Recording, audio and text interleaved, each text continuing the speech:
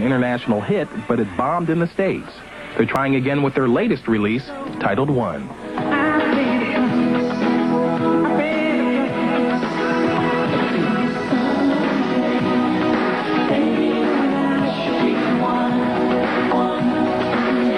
It's dedicated to younger brother Andy Gibb, who struggled with a cocaine addiction and died of heart failure last year at the age of 30. There's a song on the new album called Wish You Were Here, which is getting a lot of attention. What's that song about? We were writing that song subconsciously, not knowing, but it was about 3/4 of the way through it we realized that we were writing about Andy. And it was about a month after he died, and when we realized that this was the song that we should dedicate to Andy. Never see your face again.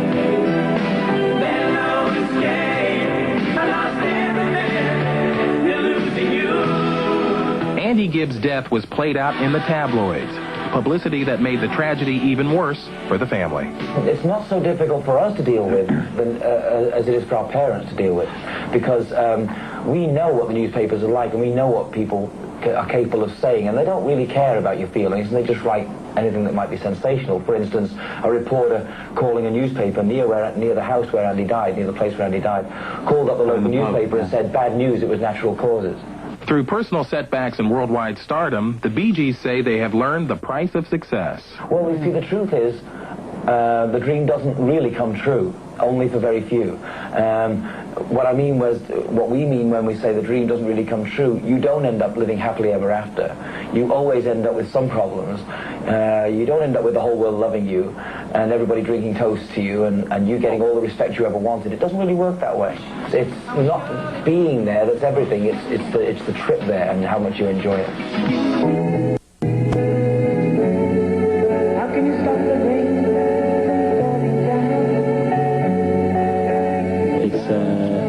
A year now since we lost Andy, and it's changed us considerably. We're not the same people we were before we lost Andy.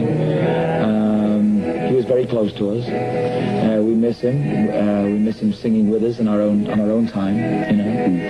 And we recorded some songs with him before he died, and those songs will come out on a greatest hits album for Andy. You don't ever come to terms with losing somebody close to you. You get used to it. You don't come to terms with it. Yeah. If you lose somebody close to you, you believe that they're out there.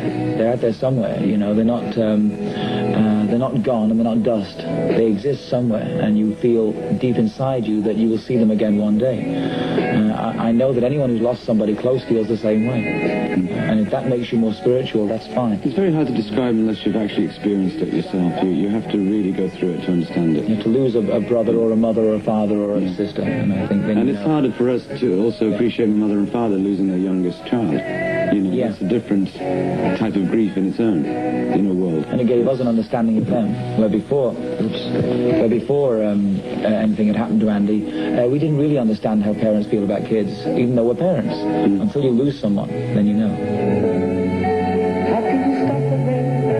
Lighting and beautiful sound. That's the most important thing. Yeah, acoustically, that's how we want to come across, as really good acoustics. But the other real reason I was going to say, for doing all this, the reason we're so energized is because having lost Andy, our brother, made us realize that like him, we were in danger of wasting what we had and not touring and not giving out and sort of just making records and being a studio group. And we really are a live group, and we haven't done it for about 10 years. And it's time to make up for that time.